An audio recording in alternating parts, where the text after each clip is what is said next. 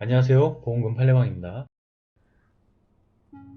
노래방 업주가 경제적 어려움으로 혈중 알코올 농도 0.150%, 동반 자살 목매임, 자살보험금은 면책인지 여부에 대하여 광주지법 2019 가합 50279 토대로 면밀히 살펴보도록 하겠습니다.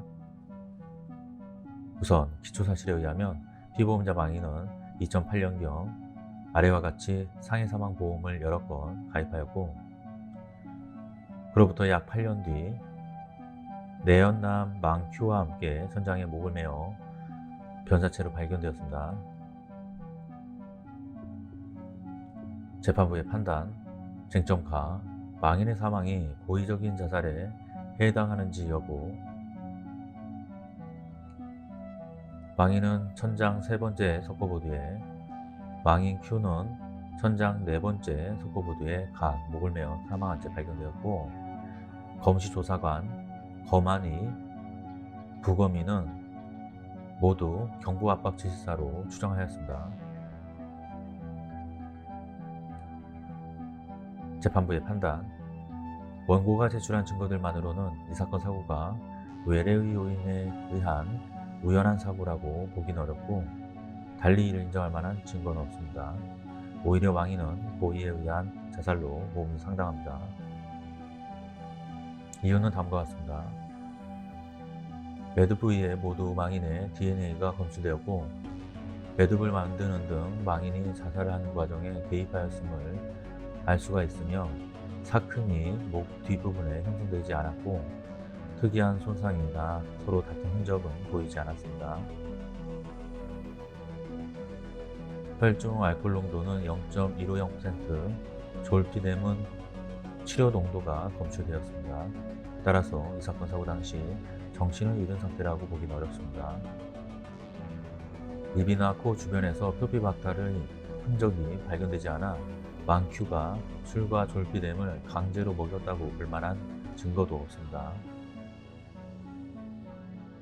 또한 망큐에게서 망인의 사망을 자살로 위장할 만한 동기를 찾아보기 어렵고, 최근 경제적 어려움과 내연남과의 사이가 틀어지자 망인에게 자살할 동기가 아예 없다고 단정하기 어렵습니다.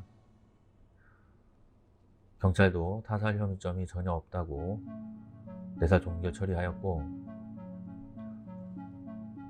법의학교실 S는 이 법원의 감정에 따라 판단하였는데 제3자에 의해 살해되었을 가능성이 높다고 의견을 제시하였고, 그러나 원고 측으로부터 제공된 자료만 판단하였을 뿐이고, 원고의 의뢰로 작성되어 그 신빙성을 담보하기 어려운 독립손해사정서도 포함되어 있는 점, 원고의 의뢰로 인한 독립손해사정서의 내용이 위 의견의 근거로도 제시된 점을 비추어 보면 위 의견을 그대로 믿을 수 없습니다.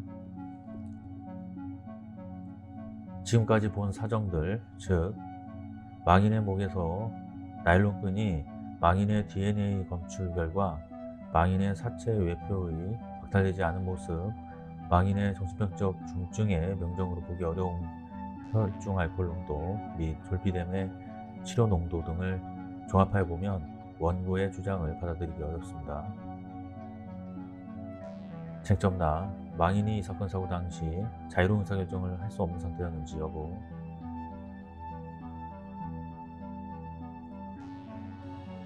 우선 면밀한 사실관계를 들여다보면 요양급여 내역서에 의하면 평생 망인은 정신과 치료를 받은 적이 없으며, 가족과 지인들의 진술에 의하면 평소 건강 상태를 유지하며 일상적인 사업을 영위하였다라고 보이는 점, 원고가 제출한 증거들만으로는 망인이 이 사건 사고 당시 자신의 행동에 대한 결과를 예측하거나 인지하지 못할 정도로 보기는 어려운 점,